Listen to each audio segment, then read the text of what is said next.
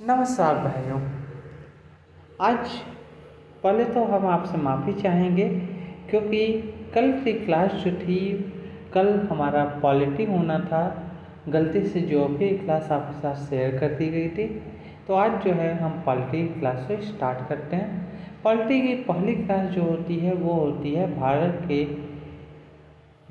से अंदर संविधान से स्थापना या उनसे पूर्व की बातें, मतलब 1950 से पूर्व अंग्रेजी शासन में संविधान की स्थापना के लिए कौन कौन से कंडीशन, कौन कौन से के हालात हुए थे, उनके बारे में आज हम स्टडी करने वाले हैं, पढ़ने वाले हैं। वास्तव में 1760 में जब औरंगजेब की मृत्यु हुई तो ईस्ट इंडिया कंपनी के कर्मचारियों ने भारत को जो है तोड़ना शुरू किया और 1757 और 1764 के युद्ध के बाद भारत पे अंग्रेजी शासन या ईस्ट इंडिया कंपनी का पूरी हुकूमत हो गई। बंगाल से द्वैत शासन के बाद क्या हुआ?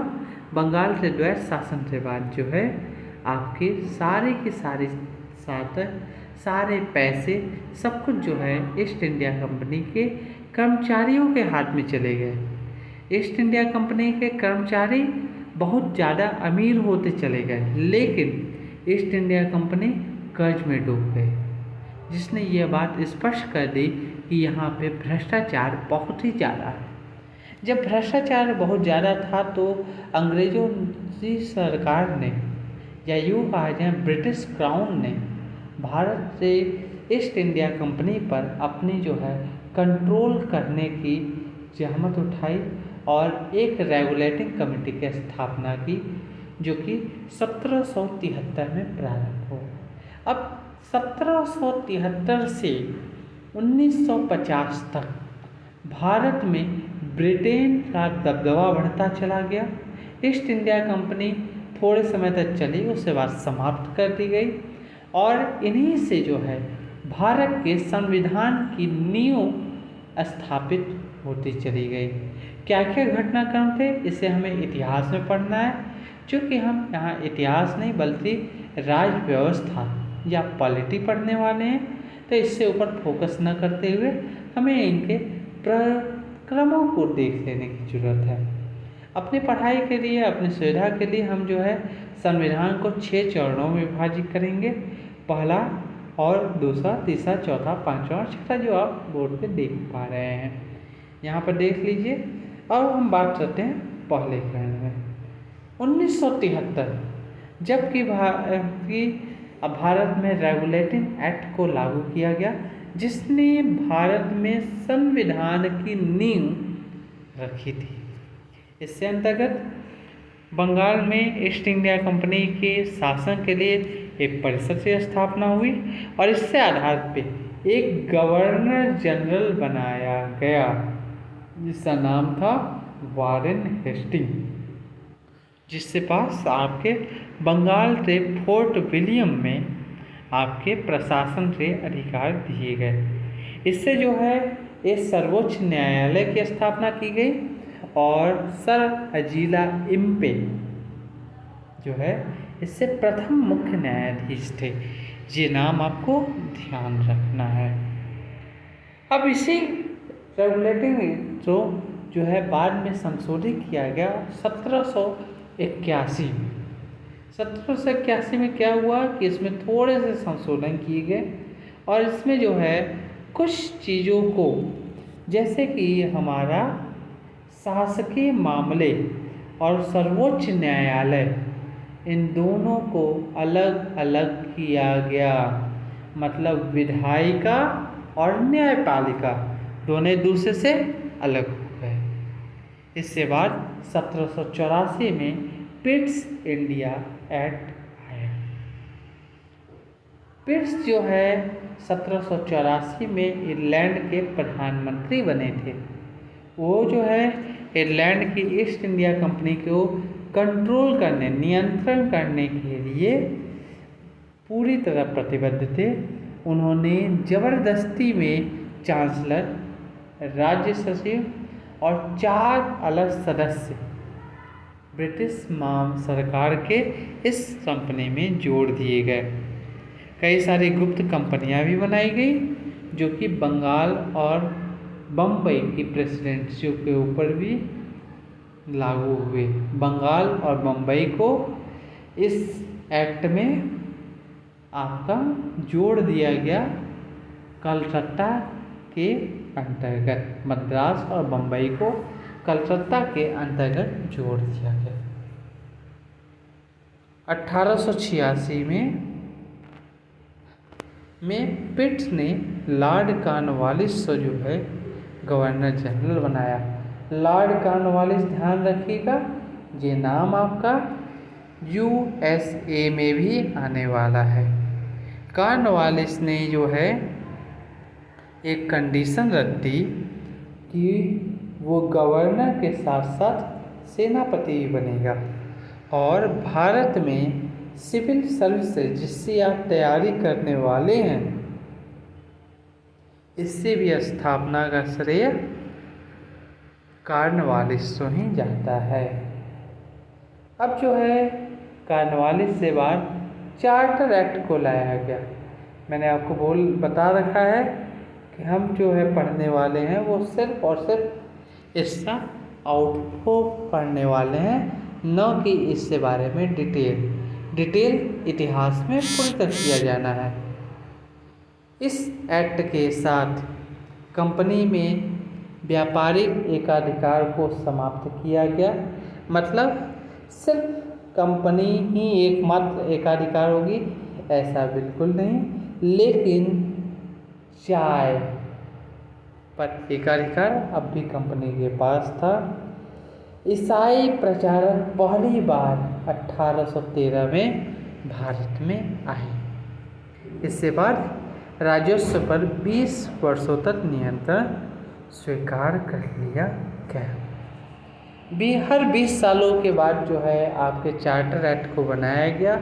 अंग्रेजी ताकत को ब्रिटिश ईस्ट इंडिया कंपनी की ताकत कम की जाती रही और अंग्रेजी हुकूमत की ताकत बढ़ाई जाती रही। अब इसके बाद भारत के प्रदेशों पे राजस्व अब भी ब्रिटिश ईस्ट इंडिया कंपनी के पास था। चीन के साथ साथ व्यापार का एकाधिकार समाप्त हो गया। इसके बाद आपका पैलेट में थोड़ा छोटा कर लेता हूँ, अच्छा रहेगा। इससे साथ ही जो है आपके चौथा सदस्य गवर्नर की कार्यकारिणी में जोड़ा गया।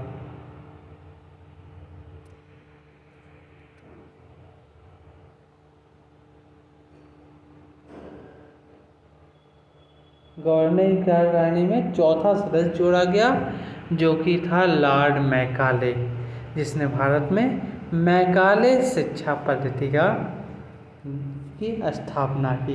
अब ये अच्छा था बुरा था पता नहीं, लेकिन फिलहाल बस ये था।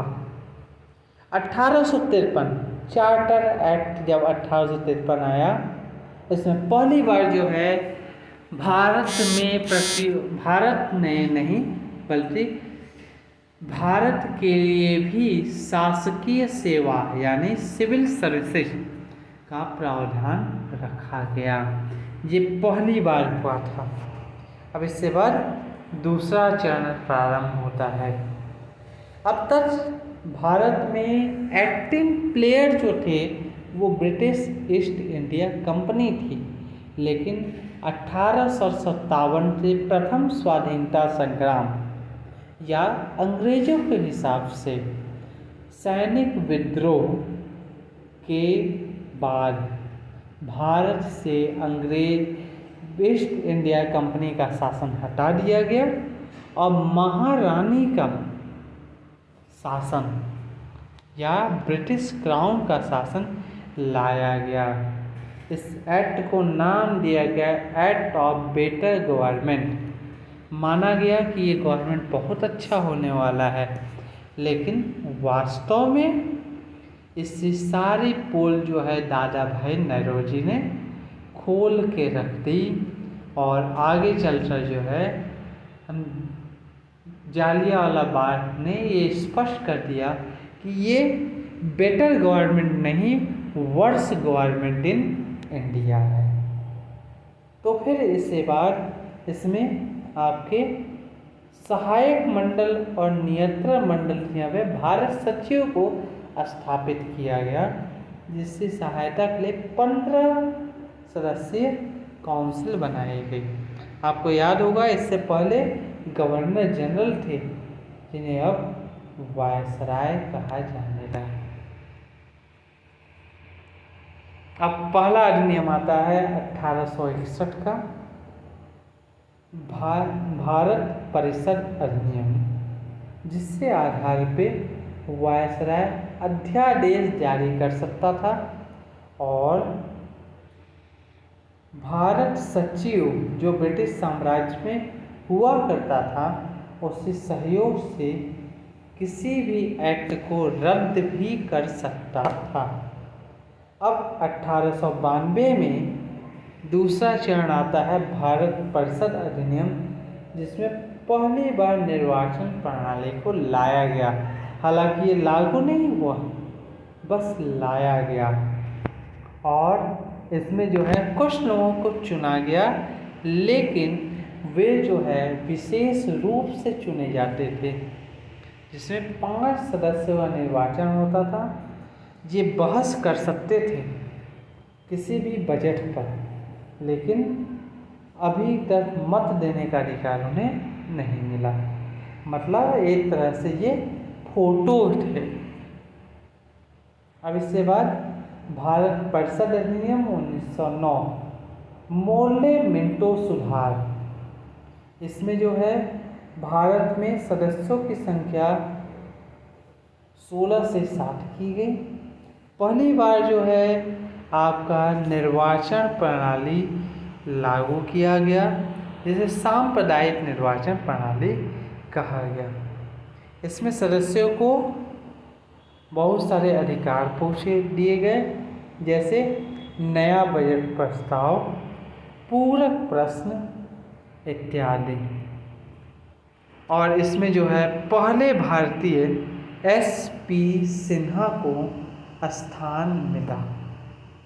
अब इसके बाद भारत सरकार अधिनियम 1919, जिसे मॉन्टेग्यू चेम्सफोर्ड सुधार कहा गया है, इसमें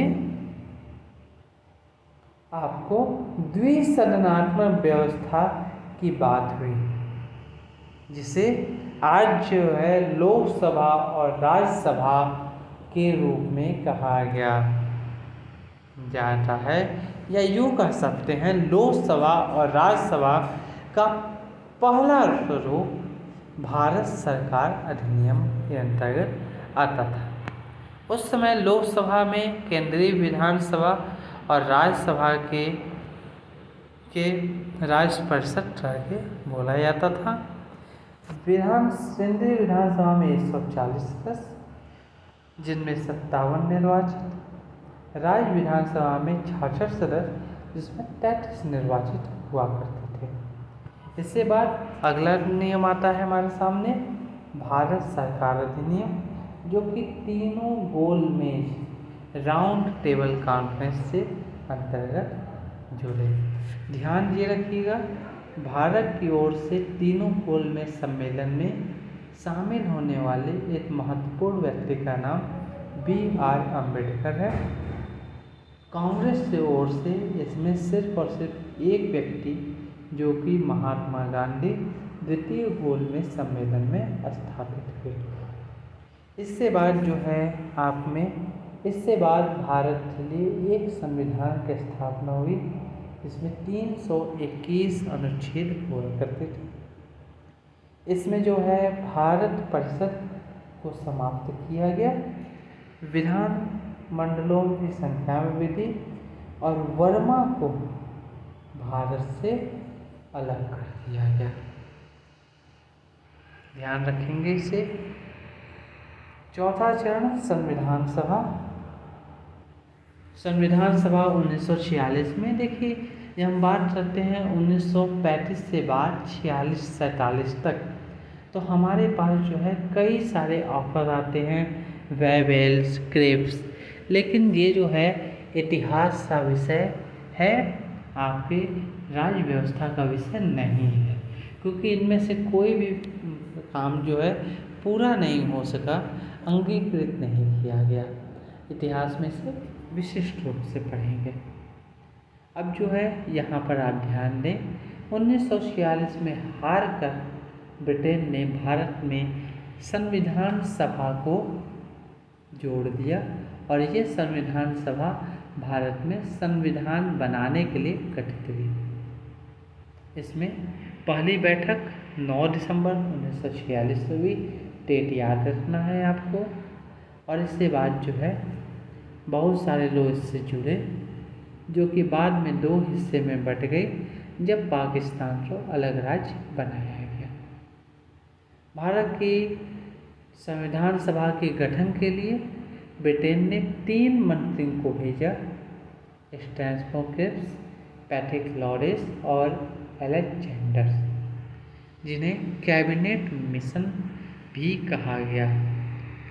इसके बाद लॉर्ड माउंटबेटन तो बेवल यहाँ पे नया वायसराय बनाया गया, जो कि भारत के 2 टुकड़े करने के लिए हस्ताक्षरित हुए, जिसमें भारत और पाकिस्तान की हिस्सा किया गया। और इससे बाद बाकी सारे के सारे देश, राज्य या तो भारत में जुड़े या तो पाकिस्तान में जुड़े या फिर वे अलग राज्य बन सकते थे। मतलब भारत को आज़ाद तो किया गया, परंतु टुकड़ों में दी गई आज़ादी। अब जो है भारत स्वतंत्रता अधिनियम आता है 1947, जो 4 जुलाई 1947 को लागू किया गया। इसमें क्या हुआ, भारत और पाकिस्तान 2 राज्य, 1935 से आधार पे शासन, ब्रिटिश राउंड का भारत रियासत पे प्रभुत्व समाप्त, भारत सदैव पर खत्म। इसी के साथ 15 अगस्त 1947 को भारत स्वतंत्र हुआ और भारत एक आज़ाद देश हो गया। अब जो है मुस्लिम लीग ने लियाकत अली को प्रधानमंत्री, जिन्ना को गवर्नर जनरल बनाया। भारत ने कांग्रेस ने नेहरू को प्रधानमंत्री और माउंटबेटन को गवर्नर जनरल बनाया। यहाँ पर जो है कई बार जो है नेहरू की आलोचना भी की जाती है कि जब मौका था तो सारा सत्ता ब्रिटिश के हाथों से लेकर भारत को दे देते थे, लेकिन माउंटबेटन को गवर्नर जनरल बनाने का क्या उद्देश्य था, क्या औचित्य था। इसका जो है काउंटर भी किया जा सकता है कि भारत के सभी राज्यों को एक सूत्र में बांधने के लिए एक जो सबसे महत्वपूर्ण सत्ता कर सकते थे, जो व्यक्ति सबसे महत्वपूर्ण हो सकते थे, वो सिर्फ और सिर्फ लॉर्ड माउंटबेटन ही हो सकते थे। हालांकि सरदार वल्लभ भाई पटेल को भी, उनके भी कार्यों को नकारा नहीं जा सकता, लेकिन बहुत सारे राज्य लॉर्ड माउंटबेटन की वजह से भारत से अभिन्न अंग हुए, अन्यथा आज जो है भारत टूटकर 676 अलग अलग राज्यों में बटा होता, जो कि बहुत छोटे हो सकते थे। तो भारत को इस सूत्र में बांटने के लिए भी लॉर्ड माउंटबेटन की आवश्यकता थी। हालांकि आप खुद सोच सकते हैं, आप अपने मत हेतु स्वतंत्र हैं कि ये कदम उचित है था अथवा अनुचित, लेकिन ये भी आपको ध्यान रखना चाहिए कि लॉर्ड माउंटबेटन के बाद जो है सर्वपल्ली, लॉर्ड माउंटबेटन के बाद पहला जो वायसराय गवर्नर जनरल बनाया गया, पहला भारतीय गवर्नर जनरल किसे बनाया गया ये आप जानते हैं। तो उन्हें जो है पहले भी चुना जा सकता था, लेकिन फिर जो है समस्याएं वैसी की वैसी ही बनी रहती। ठीक है, तो आज जो है हम अपनी क्लास से यहीं पे रोकते हैं। नेक्स्ट क्लास में जो है नए कदम के साथ जुड़ेंगे। एक बात और जो आप लोगों के साथ विशेष रूप से जोड़ी जानी चाहिए, कृपया इस शेयर को लाइक करें, सब्सक्राइब करें और शेयर करें। मैं जो आपको पढ़ा रहा हूँ हो सकता है थोड़ा बोरिंग है। आज हम मार्केट में भी गए थे, जो हमने सारी चीज़ों की व्यवस्था के ऊपर बात भी कर ली है, प्राइसिंग वगैरह सब कुछ सेट हो गया। बस अभी तक जो है सिर्फ इसलिए वो नहीं आ पा रहा क्योंकि अभी हमारे पास फंड की व्यवस्था पूरी तरह नहीं हो पा रही। तो कृपया आप लोग इसे अपना फंड दें, अपनी फीस दें, क्योंकि ये जो है सिर्फ आगे के लिए आप लोगों के लिए ही लाभकारी होगा। इस सिंपल सा पेपर भी अगर हम लेते हैं तो हमारे लिए जो है आप कम से कम भी तो 12 से 14 हज़ार रुपये देने पड़ते हैं। बस हम आपसे सिर्फ 300 रुपये ही मांग रहे हैं, जो कि आपके सिर्फ टेस्ट सीरीज और पूरी क्लासेज के लिए महत्वपूर्ण होगा। इतना तो आप कर ही सकते हैं हमारे लिए, और आपके प्रयास के लिए हम हमेशा आपके आभारी रहेंगे, क्योंकि आपका एक छोटा सा सहयोग ही हमारे जो है काफ़ी आगे बढ़ाने वाला है। लाइक, सब्सक्राइब, शेयर और जो भी फीस आपके लिए दी गई है वो फीस कृपया करके आप जमा कर दें और कृपया हमारे साथ सम्मिलित हों, ताकि हम जो है अगले साल इसमें क्लास में सही तरह से यूपीएससी दे सकें। और यूपीएससी में हम आपसे वादा करते हैं कि ऐसा कोई भी टॉपिक नहीं होने वाला जो कि हमारे इससे छूट जाए। अन्यथा अगर आप पेमेंट नहीं भी देंगे तो भी हमारा तो प्रयास होगा, लेकिन क्वालिटी जो है वो कम होती जाएगी और इरेगुलरिटी और नियमितता बढ़ती चली जाएगी, जो कि बाद में समस्या का कारण बनेगी। खैर, हमारी ओर से पूरी कोशिश रहेगी आपको बेस्ट देने की। बाकी आपकी इच्छा है, आप अपने स्वतंत्र देश से स्वतंत्र नागरिक हैं। मिलते हैं आपसे अगली कक्षा में। नमस्कार।